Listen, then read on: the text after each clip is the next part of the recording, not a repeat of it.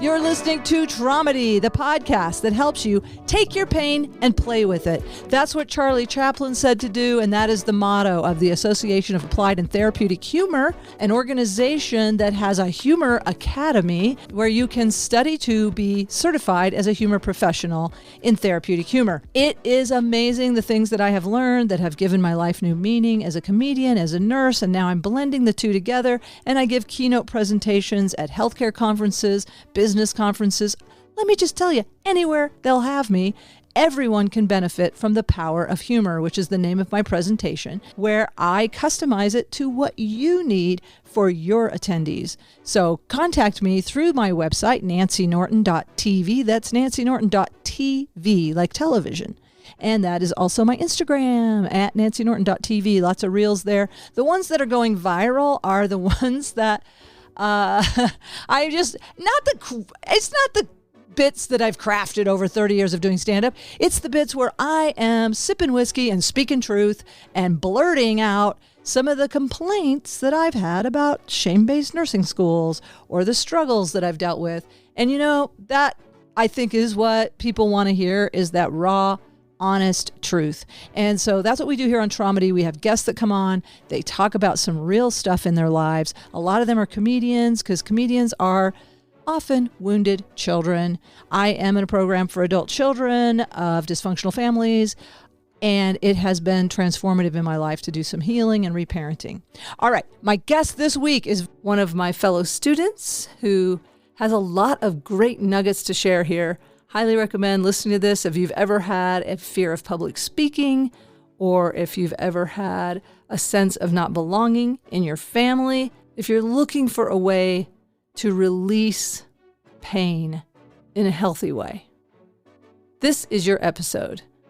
Enjoy this episode, and remember, we are doing Nurses Off the Charts all over the place. We have new dates in Dallas, Texas, Juneau, Alaska, and Springfield, Missouri, my hometown of Springfield, Missouri, where most of the people do not align with my political views. I'm just going to say it, but it doesn't matter.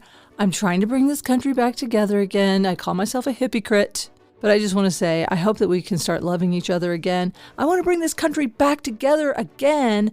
In my hometown, Springfield, Missouri, the only town where Confederates and Yankees are buried side by side in the cemetery, because it was right on the Mason-Dixon line. But I want to say, let's raise everybody up. What if you knew all hate was propaganda?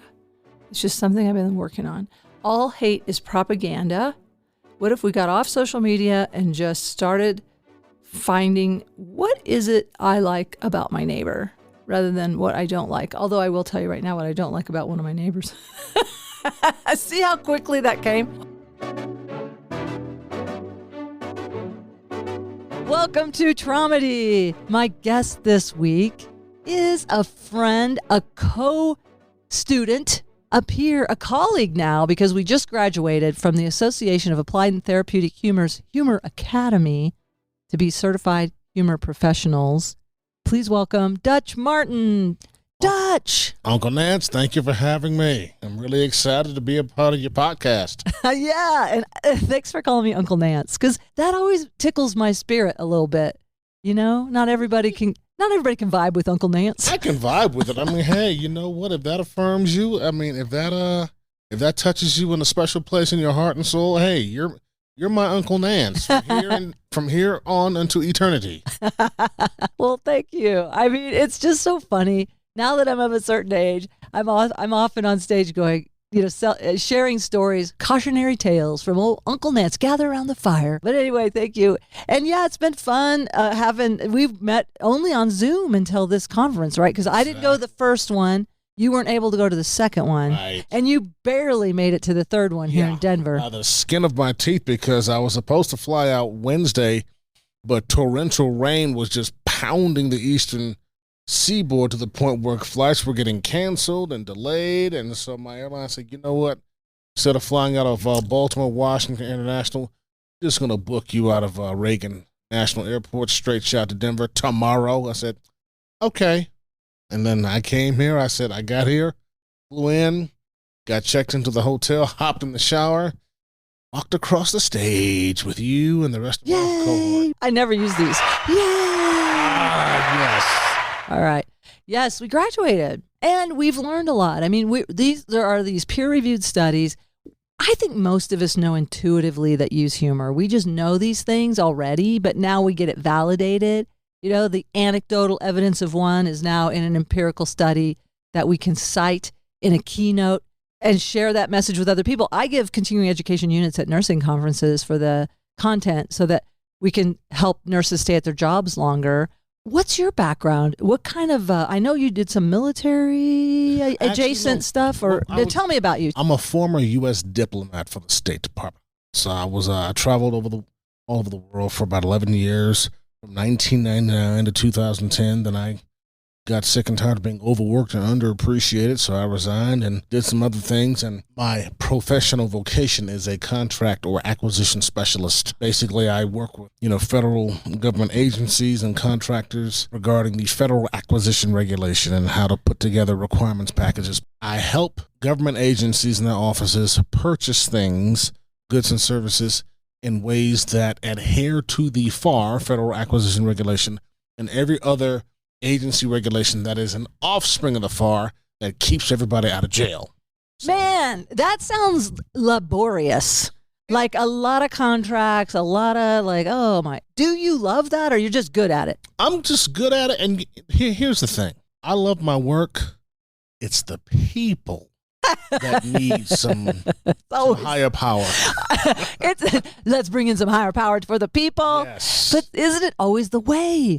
People say, I love my job, just don't like those people I have to work with. Exactly. It's not uncommon, Dutch. Yeah. But does humor, have you used humor to help you deal with some of these people? I have, and it has been a godsend. It has served me in some cases, not served me in others. Be that as it may, I realized that, you know what? I want to hear about the ones. I want to hear about the ones where you got in trouble too. Okay. Oh, well, you know what? Here's the thing. Now I've been in Toastmasters. I love Toastmasters. I've competed in Toastmasters speech contests. You've won some. I've won. Yeah, I've won quite a few, and I'm competing this year as well. Wait, hang on. We're giving applause. Toastmasters champion. See, I don't think I would win any because I cannot give the same speech twice the same way. Well, you know what? My thing is, I've made it all the way. I've won first place at the district level for 3 years, which is a major milestone. I'm trying to qualify for the World Championship of Public Speaking, which happens at Toastmasters annual convention every year in August. When do you have to submit? And I'm just gonna move your mic just because I want to make sure if you move your head, you got to move your mic with it. Got it. You're a guy that moves his head, exactly, which is good, but it kind of drops you off. Gotcha. So you have one district. Now, what's a district size? Toastmasters, great organization that helps people become better speakers and leaders. And for people who want to overcome their fear of public speaking and become better public speakers. Now, they have an education program called Pathways where you learn how to give your first icebreaker speech, which is 4 to 6 minutes. And then standard speeches are 5 to 7 minutes, depending upon the project. And then you get feedback in the form of an evaluation at the end. And you have to have a certain number of Pathways projects completed under your belt.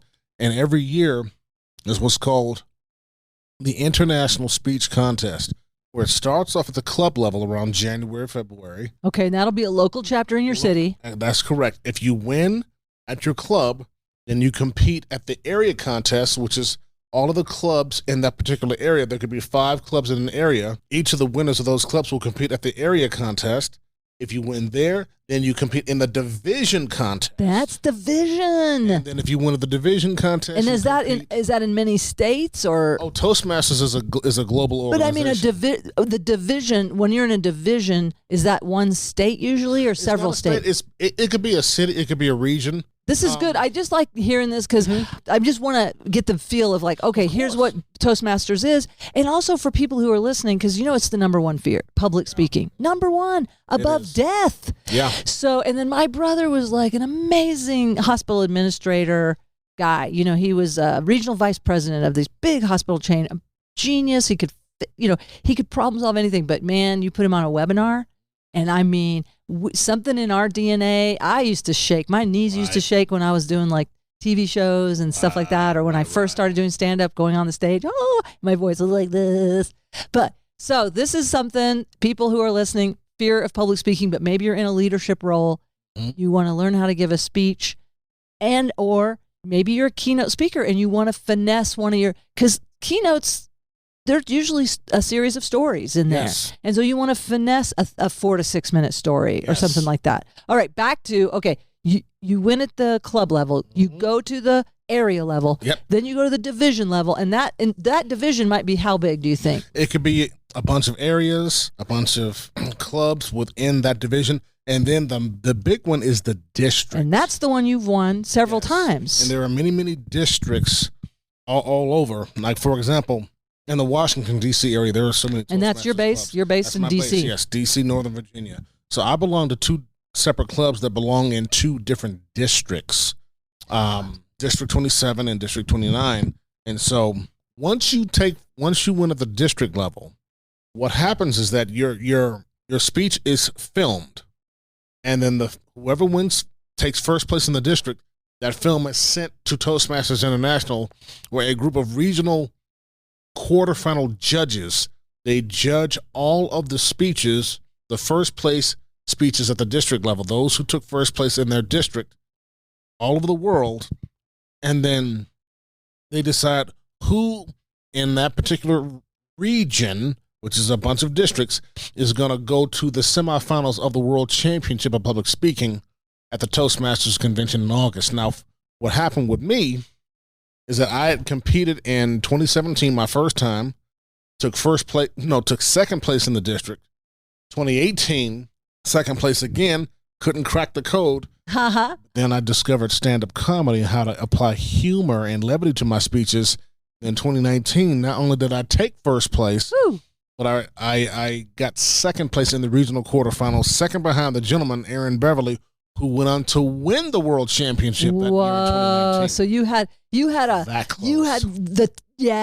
well, that just says so much, because if you were just behind the guy that won the whole thing, that means you could be the guy that won the whole thing, obviously. And then in 2020, I took first place in my district again. And then last year, 2023, I took first place in the district 27. This year, I'm competing in District 29. To give others in my other district. You don't want them hating on you. Right, like, dang it, right. Dutch. But I there was something about getting in front of a group of people and speaking. And see, I don't just speak; I perform.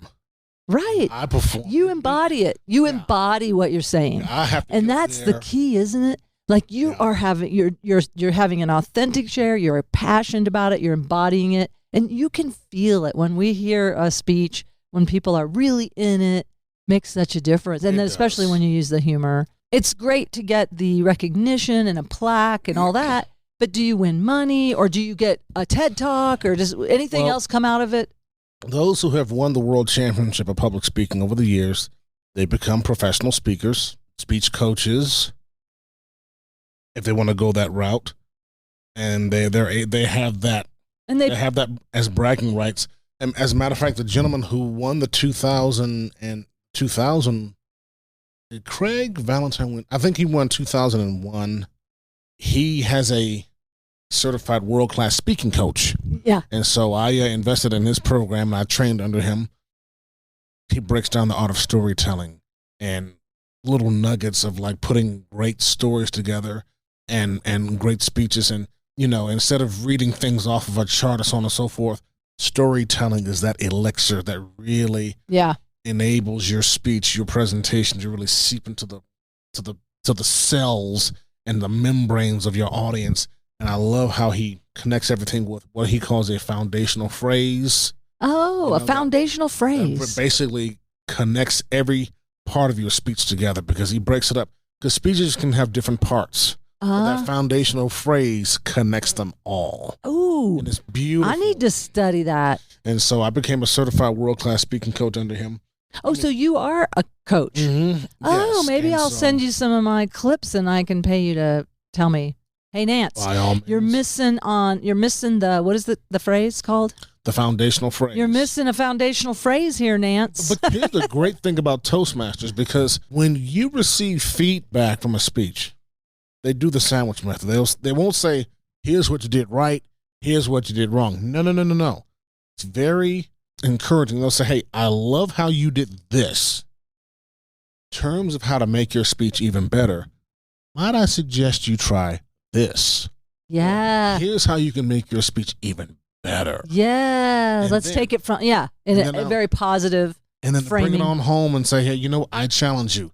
You apply my suggestions. I have no doubt that you will turn this speech into an even better speech. Something along those lines. You want to affirm, you want to motivate and encourage the speaker to keep speaking, to keep giving speeches. I like to hear that. I love that. I love that about Toastmasters. Oh, it's so different than stand-up comedy. And we have, like, my friend is a mentor, and her style is very constructive. I mean, it's kind of matter of fact. It's not coddling students, but it's also encouraging, and it's recognizing their gifts, their point of view.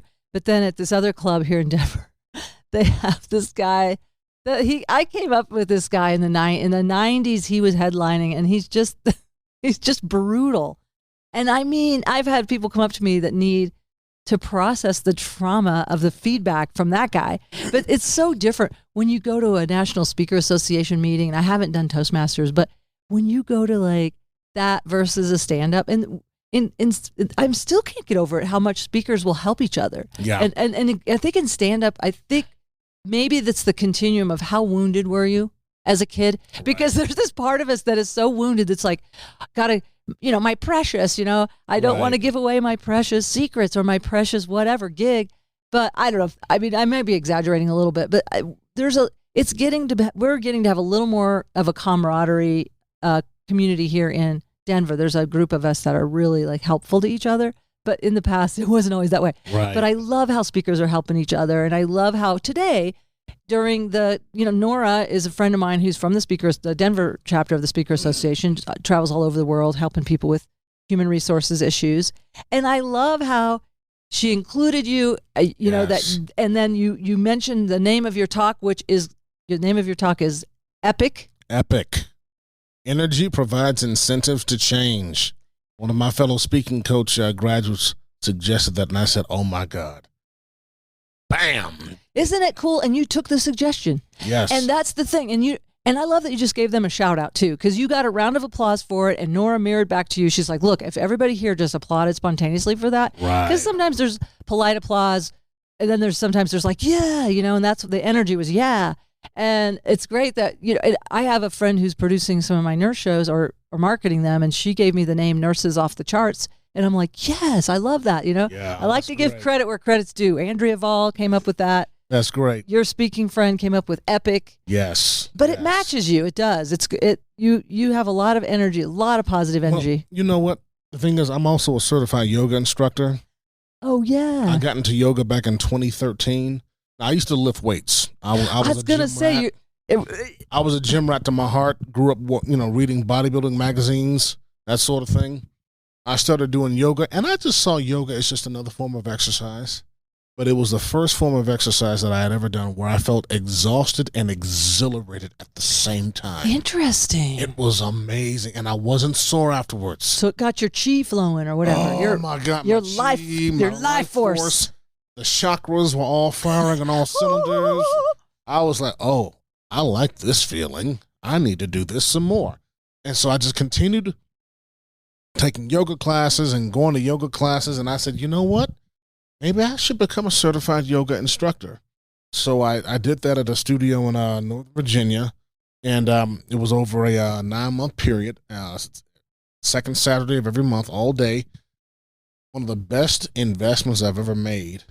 Not just in learning a new vocation, but in my own personal health and wellness and healing journey, because I was able to unload over 40 years of emotional baggage on my yoga mat in that yoga studio that I had chosen to hold on for so long. But going through yoga teacher training made me realize, you know what? I don't have to hold on to this anymore. Beautiful, man. Yeah.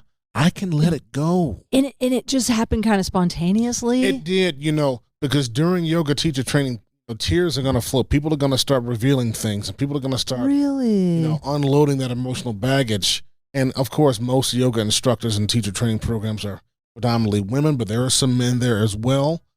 And something led me to just basically say, okay, Dutch, get this off your back now. Yeah. Right now. You're a husband, you're a father, you're going through yoga teacher training. If you really want to be authentic as a yoga instructor, if you want to touch people, you need to take this monkey off your back now. Wow. And it just was clear. Absolutely. And how, when it came out, did it come out as grief? Did it come out as rage? I bawled my eyes out. I cried and here's what it is. See, I'm the youngest of 6 children. And my mother passed away in 2000. 2005, my dad passed away. Now, they sort of thing. They were divorced. Say that again. They were divorced. Oh, okay.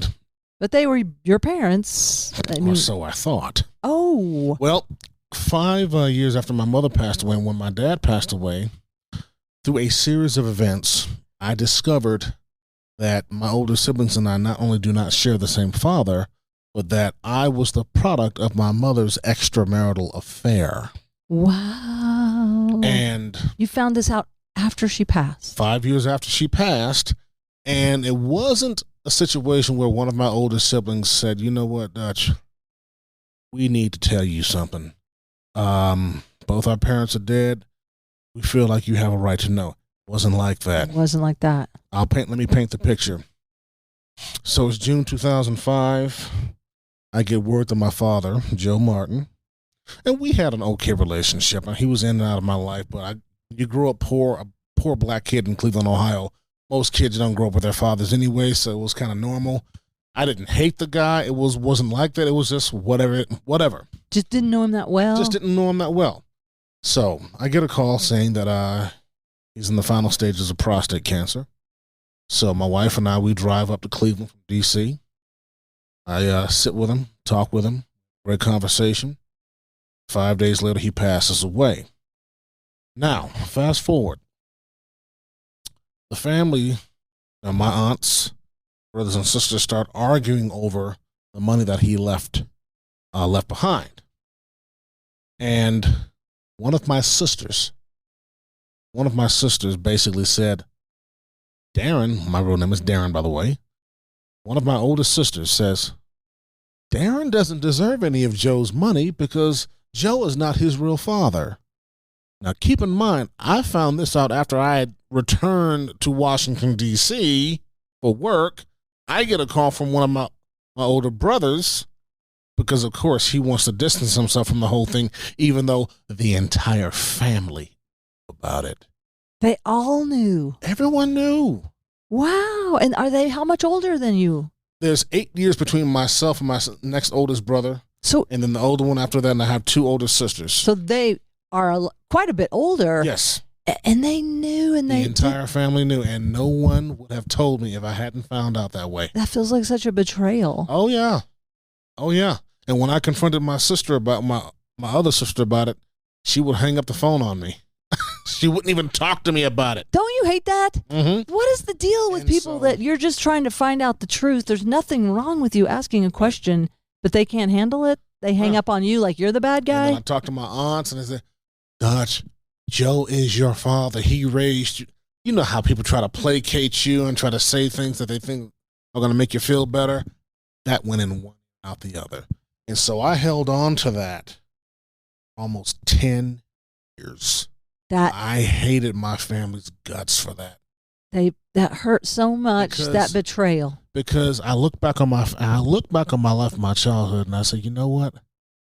That's why they treated me differently. Yeah, you knew on some level like they're treating you differently. Yeah, that's why they would blow off my academic accomplishments. But whenever I got in trouble, they would blow it up and say, Mom, did you see what Dutch just did? They would do everything in their power to make me look bad in front of my mother. Oh. Everything. And then when I found out that shaming, the shaming. Yes. Oh. Then when I look back, I said, you know what? It all makes sense now. Yeah. And I was cussing them all out to hell. Yeah. I said, okay. So that was the baggage that I was carrying for 10 years. And so during yoga teacher training. And you'd cut them all out?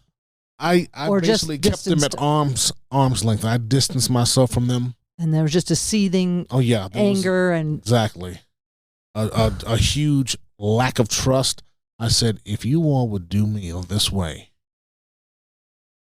and you're my blood, my blood, and these aren't the kind of things that we talk about because it's not talked about in polite company. But and here's another thing. Another reason why I let this go, I finally released this, is because I said, you know what, dagnabbit, this is my truth. Yeah. This is my reality. I'm gonna talk about it. Yes. I need to own it. Yes. It's not my fault. No. Okay, it's not something that I should be ashamed of. No, I'm gonna talk about this. I'm gonna release this demon. Yeah. I'm gonna get this demon off my back. Yeah. No matter how painful it is, no matter who gets offended about it. That's their problem. It's their problem. So and I said, you know what? I've got a wife, I've got a son. I owe it to them because they don't need my baggage. Yeah, because they don't need carrying that comes out. Yes. I know. Oh, it Believe will. me, I know. I said, they don't need that. And even to this day, my son is 13 years old. He asks me questions about my family. I am brutally honest with him. I don't hold anything back. I don't sugarcoat anything. Yeah. I said, son, the reason why I'm so involved in your life, I want to be the best father to you that I can be, is because I did not have a father. Yeah. And here's why. And of course, I explain things to him in an age-appropriate manner. Yeah. But as he gets older, he's going to understand it. But yeah, during yoga teacher training, I bawled my eyes out. I let it go. I said, okay, I am seeing this demon now and forever. Because, it was poisoning you and your relationships probably, because it does. It gets in between you and yourself. And that's so great. And grieving, what I learned in my recovery work is that's the most healing thing you can do, is to really grieve it. Like it was a big loss. Yeah.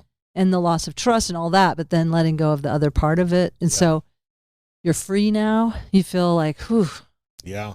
And then I decided, years later, and I can tell you right now, becoming a certified yoga instructor, it taps into that burning desire of mine to speak, to be a speaker.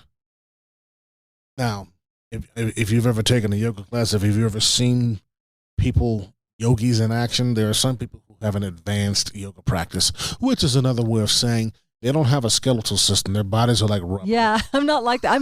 I get, when the yoga teachers, they say to me, you are blessed with strength, which means I can't touch my toes, okay? You know what? And I love being in yoga classes where I see people of different abilities as far as their practice, at different levels of their practice. I love seeing people who are in their advanced practices because I'm inspired by them. I'm encouraged by them. And that said, when I became a yoga instructor, when I became certified, I said, I may not be able to teach someone how to put their foot behind their head. That's not in my personal practice, but I can use my voice to help them tap into something deep inside of them that maybe they didn't even know they had. You know what? I close my eyes to hear you say that, because your voice does have a resonance that does touch the soul. I really could hear you doing, like, I have a problem with not having something on when I'm going to sleep. Right. Your voice would be great for like bedtime story, like or like hypnosis, like Nancy. It is time to release. Yes. Do you do that? I am certified in hypnosis. I've studied hypnosis. I've studied NLP. Wow, neuro-linguistic programming? Neuro-linguistic programming, wow. Yes. And I use elements of all of them as a yoga instructor. Oh, interesting. Oh, absolutely. Wow, you're doing a lot more than yoga. I mean, maybe that's what yoga is, and I didn't know what yoga was. Well, maybe I have a limited perception. Yoga is different things to different people, but each instructor has his or her own different style or personality. Me, I'm a very cerebrally motivational instructor. Because my thing is, when I first started teaching, I would channel Les Brown when I taught a yoga class. Okay, I should know who Les Brown is. Motivational speaker, Mamie Brown's baby boy. It's possible. I would channel, because I would love to listen to his YouTube videos. Okay. He's the gold standard as far as motivational speakers is concerned.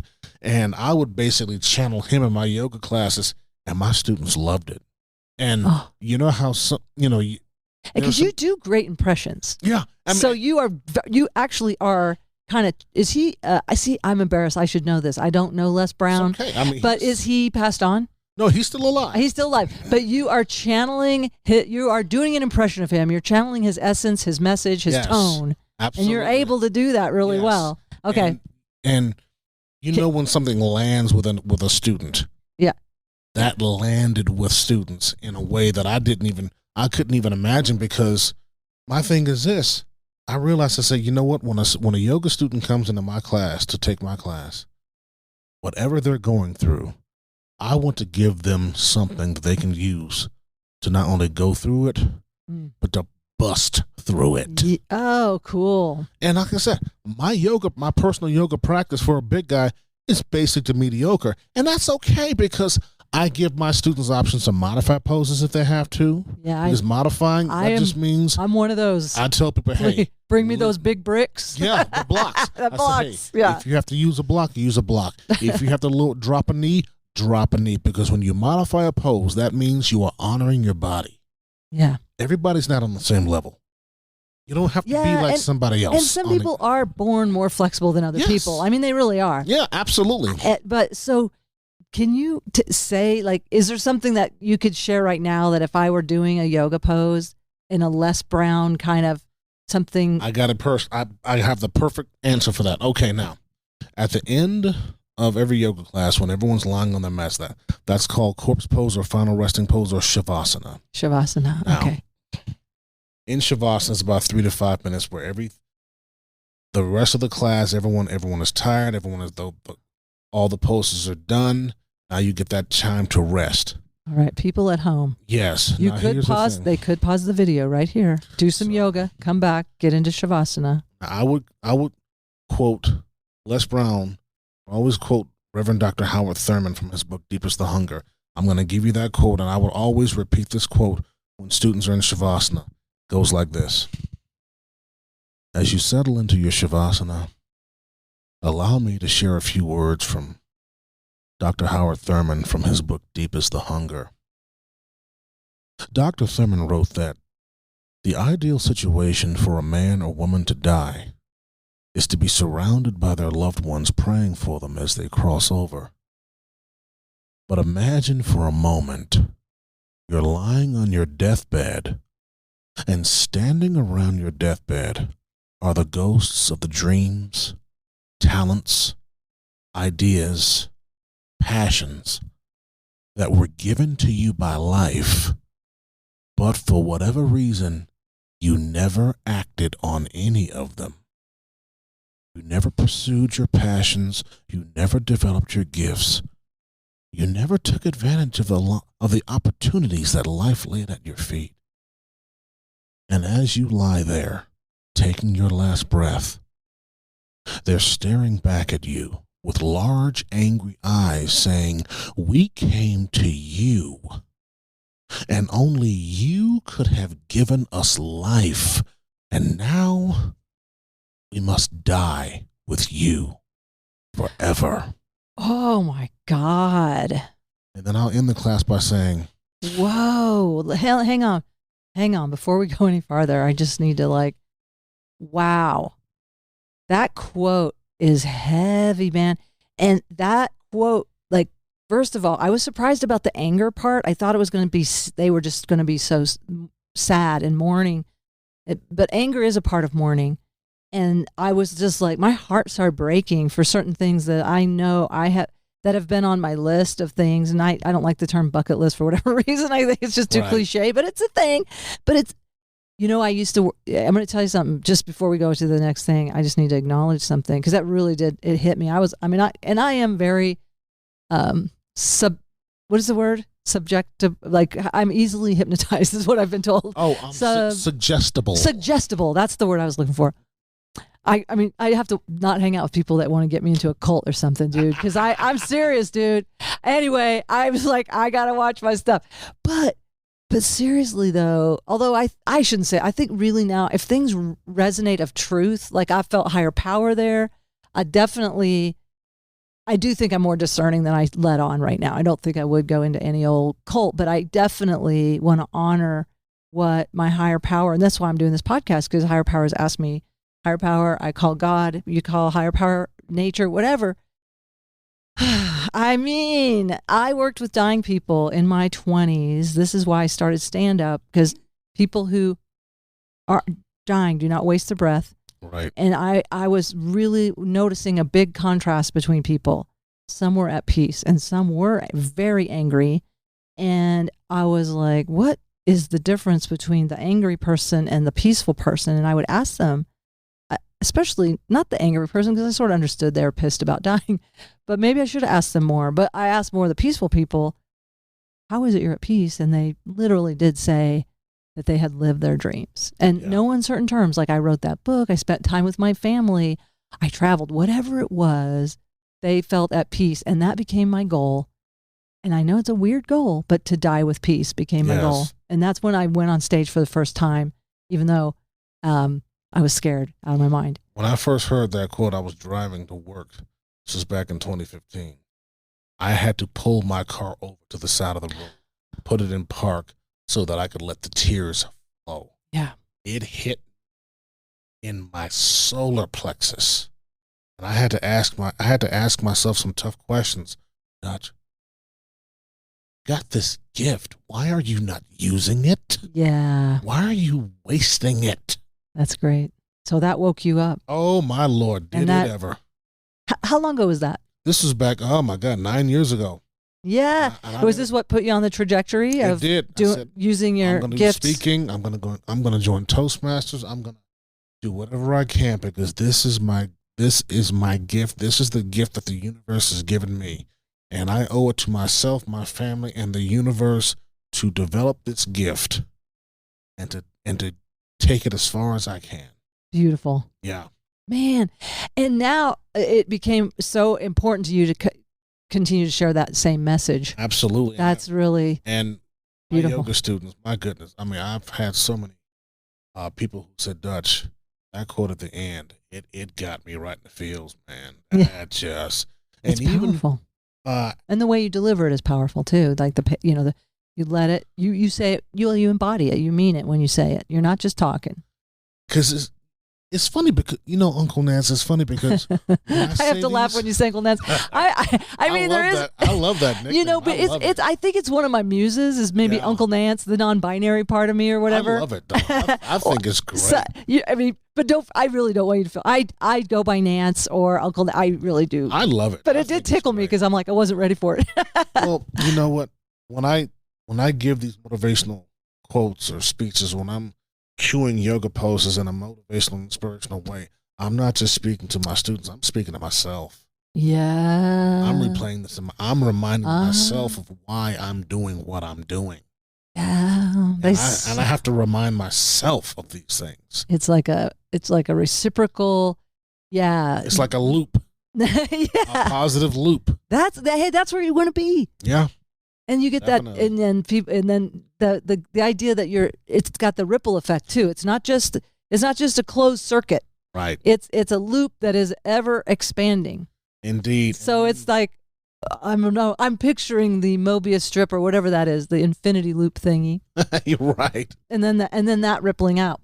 But so, okay, you were going to share were you going to go somewhere else, or did you want to share? What? At the end, I will put something on the end. I will give a Les Brown quote after I say that. Give the Howard Thurman quote. I would say, the richest place on earth is not the diamond mines of South Africa or the gold mines of Fort Knox. The richest place on earth is the cemetery. And I just let those words just hover in the air before I make my class up nice and easy, bring them to a seated position and wish them well, namaste. And I tell you, for the past 9 years, even there are people who have taken my class, and I'm humbled in saying this, even before the pandemic, I still come across people who said, Dutch, I took your class several years ago. I've taken hundreds of yoga classes in the DC, Northern Virginia area, but yours is the only one I remember because of that motivational message you gave. Yeah. And that just does my heart good. That lets me know, you know what, doing something right. Yeah. And then when you can make people laugh in yoga class, oh my God. I started adding elements of humor and levity in my classes. People love it. That's great. It's a real specialty. Yeah. Yoga comedy. Oh, here's a funny little story. And this is another reason why I love yoga, because it's all about self-acceptance. Now, and I turned this into a stand-up bit. Can I tell you, I love learning this right now. I didn't know that's what yoga's all about. Oh, yeah. I never knew that yoga's about self-acceptance. Oh, absolutely. Where have I been? I never got that message. It's all about self-acceptance. I never knew that's what it was about. Absolutely. I love that. I need to do more yoga, clearly. Absolutely. And this happened to me. Do you have any yoga tapes? Do you have any yoga video?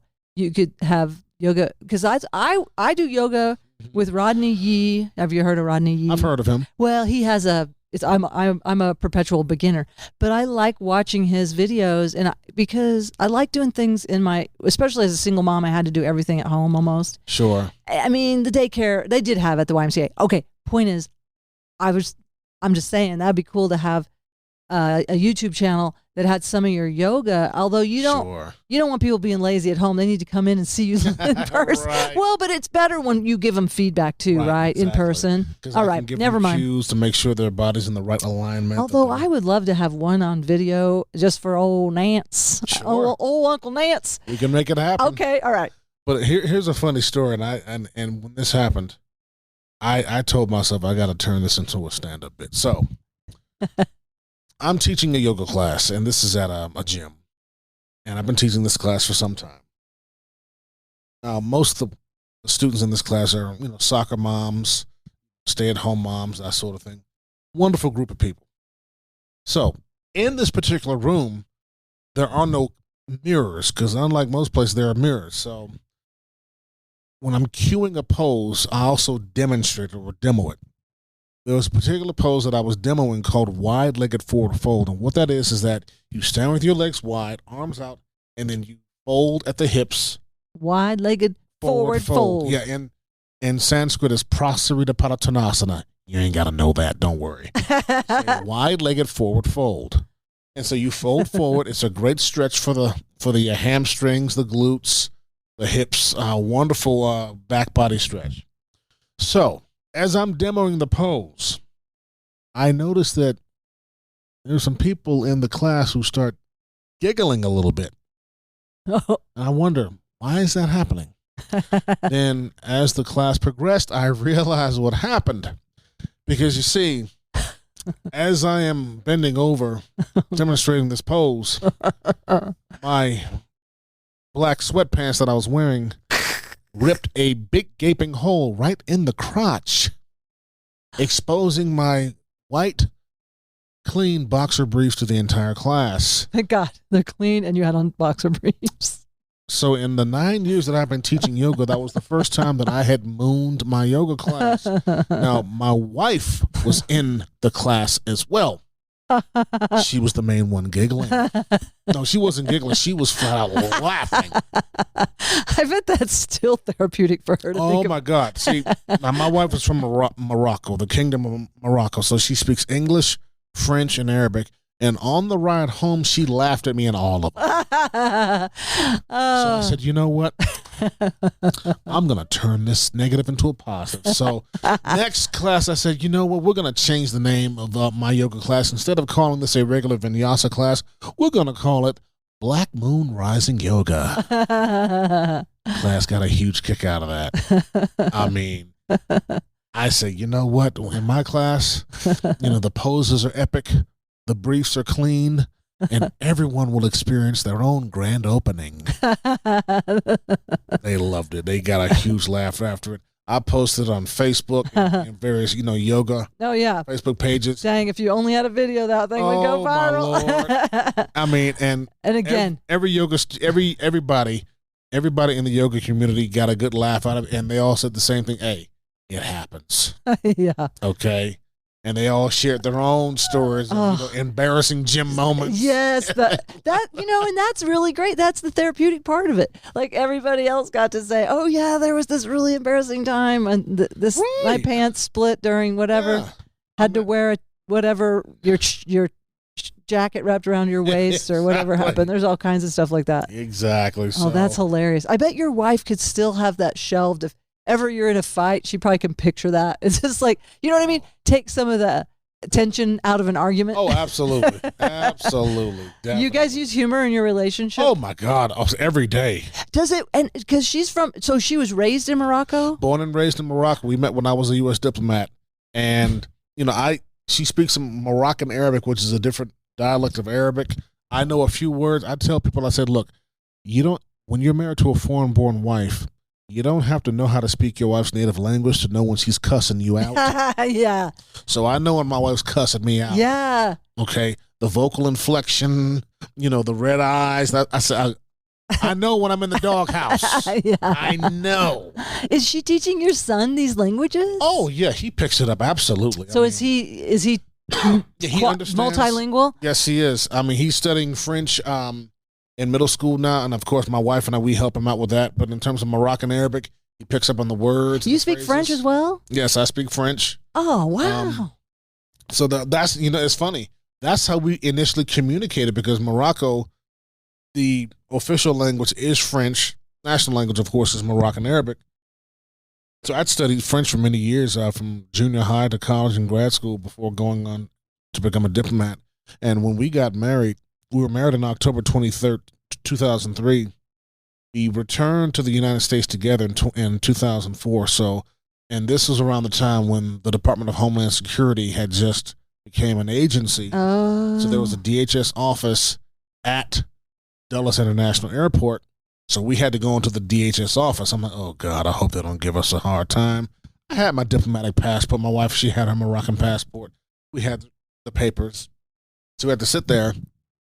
Now, my wife, she speaks all other Arabic dialects, of which there are many. Oh. So she understands Lebanese, Sudanese, Palestinian. She can speak all of these different dialects. She understands all of them. Okay. And so let's just say her circle of friends in the Northern Virginia area and the Arab American community is vast. Okay. Which is great. Yeah. So we're there, right? So we're sitting there, and there was this elderly lady, Palestinian lady. She was in a wheelchair. She didn't speak a lick of English. So the Homeland Security officer, he calls me and my wife up to his counter. Excuse me, sir. Does your wife speak Arabic? I said, yes, she does. He says, how do you guys communicate? I said, well, I'm a diplomat. We speak French together. He said, okay, can you ask your wife to ask this lady the following questions? He feeds the questions to me in English. I translate them to my wife in French. She translates to the lady in Palestinian Arabic dialect. Wow. This goes on, this linguistic gravy train goes on for about 5 to 10 minutes. When it was all said and done, the DHS officer says, okay, folks, clank, clink, you guys are free to go. Thank you very much. I say, yes. Dang. Oh, my gosh. Y'all could have a job right there, translating. I have a friend who's from Burma who's a court translator, and I mean, now do you still talk with your wife in French, or do you speak English with her? We speak both English and French. Now, my wife, she just got hired as a translator for an agency, and it's like when it's on call, she'll be on call, so she just went through that whole arduous clearance process. Oh, really? So she's going to be an interpreter. That's wonderful. For an agency, and she's been a foreign language instructor for 20 years. My God, because there are foreign language schools in the D.C. area that teach, federal government people, military people who are about to go overseas. So she's been doing that for many years. She absolutely loves it. Yeah, and your background as a diplomat and as somebody who has lived in many cultures, even in this country, right? Right. That you're able to, I think. You as a keynote speaker or anything you want to do, you're going to be able to be accessible and, code switching. You're going to be able to adapt to any situation you're in because you are made that way, right? I think sometimes what I like to look at it is like my survival traits. I don't have any of those skills of language, but I definitely have a few skills of observation and my survival traits and stuff like that help me with my comedy and my intuition. But you probably have the intuition, but you also have, I mean, that's amazing. So you can be an international speaker then. Oh, that's the goal. That's what's happening. Absolutely. And the thing is, being married to a multilingual wife, not only is she familiar with the language differences, but she's also very familiar with the different cultural nuances. That's it. The nuances and the humor. Yes. Humor is like, exactly. That's where you really know. I know one of my ex-husband's cousins moved to Norway and he still lives there. But he goes, I knew that I was in the culture when I could make an old Norwegian man laugh in the sauna. It was like, exactly. It took a lot for him to crack that code, but he did it. And I mean, obviously you're good at cracking codes, like you said, you crack the code to win the district. Yeah. And then exactly. You can, wherever you want to go. That's definitely so cool. Graduating from the Humor Academy has just added an extra tool in the toolbox. Well, it really gives us a lot of substance to back up what we already know. That's what I say. I really do feel like, I mean, some of this, I guess, you know what? Some of this I didn't know how much we were of service as comedians. I didn't know that because we really are providing a service. I didn't know how healing it was, how it lowers your stress hormones in your body and it boosts your immunity and makes you healthier and gets rid of vicarious trauma. I mean, we could go on and on. Sure. But on some level, we knew we were self-medicating with humor. We knew, and I had one psychologist tell me years ago, she wasn't my psychologist, but she just said that humor is a very intelligent way of coping. And I think there are forks in the road for kids, we're just so lucky that we had humor. Because things could have gone a lot different for us if we didn't have it, Indeed. So I'm grateful for humor. So am I. Great. We're giving a shout out to the Humor Academy Association of Applied and Therapeutic Humor. Check out the conference if you want. I don't know. They're not giving me any kickbacks, but I'm just saying it has been helpful to have the information. It really has. And I give continuing education units to nurses, and you'll be able to do that as well to anyone. So. Yeah. Anything else you want to share before we have closure or anything? Like I tend to go in different directions, but I felt like this was pretty good for me to stay on track almost. This was a great experience for me. I really thank you again, Nance, for inviting me onto the podcast and giving me the opportunity to introduce myself to an entirely new audience. And how can people reach you? Well, I'm on Facebook. My Darryn, Darryn, Martin. Darryn, Darryn, Martin. It'll come up as Dutch Martin as well. It's funny how the algorithm works, but I'm on Facebook. Instagram, my Instagram handle is _Dutch Martin. Okay. _Dutch Martin. And I'm on social media. I'm on LinkedIn. Look me up on LinkedIn as Dutch Martin. Dang, I need to get on. I'm really bad about LinkedIn. Yeah, so I'm on social media. I post when I do stand-up comedy bits, I have a YouTube channel where I post all of my stand-up comedy. Oh, cool. So I'll put a link to that in the show notes. Okay. Yeah.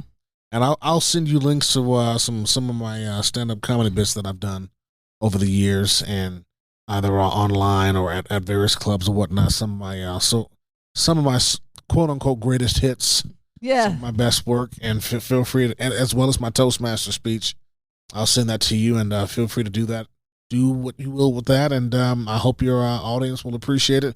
But as far as baggage, here my keynote is this: I want to use the power of yoga, humor, hypnosis, NLP, all these amazing tools to help other people do what I did, and that is to break the shackles of fear, guilt, and shame so that they can live epic lives. Why epic? Because energy provides incentives to change. That buttoned it up. Thank you, Dutch. Thanks for sharing that. And I know it's going to help a lot of people. And I'm going to go to the show notes, find the links, follow Dutch, learn more, get inspired, and hey, well, let's do this again next year. Absolutely. Be a regular. Absolutely. Thank you, Dutch. Thanks for joining me. Thank you, Nance. Thanks for having me. I'd like to thank my guest, Dutch Martin, aka Darryn Martin.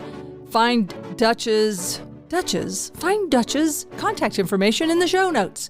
Look down there in the show notes, wherever those are, and reach out to us if you want to be a guest on Traumedy. I'm so excited. We have a lot of wonderful guests who have already recorded episodes, and I have those to look forward to. Always learn something. I am so grateful for this podcast that I was called to produce. It is a lot of work, but I also find it very healing, and I hope that you find it healing also, at least helpful. I don't know, healing maybe? Is that too strong of a term? But I do hope you find it helpful. Please let me know how it's landing with you. Reach out. Message me. Please share it with a friend. Like, subscribe, ding dong, bing bang. I don't know all the terms, but at some point, yeah, we need to get the reach out there a little bit farther. So let's share it with a friend who might need a little transmuted trauma. Traumedy, a new episode every Tuesday. I'd like to thank my son, Nancy Norton, for putting together this music loop, and I'd just like to thank my higher power for showing me the way to do this. Have a great week, everybody. See you next Tuesday. It's Traumedy Tuesdays. No matter what, keep laughing.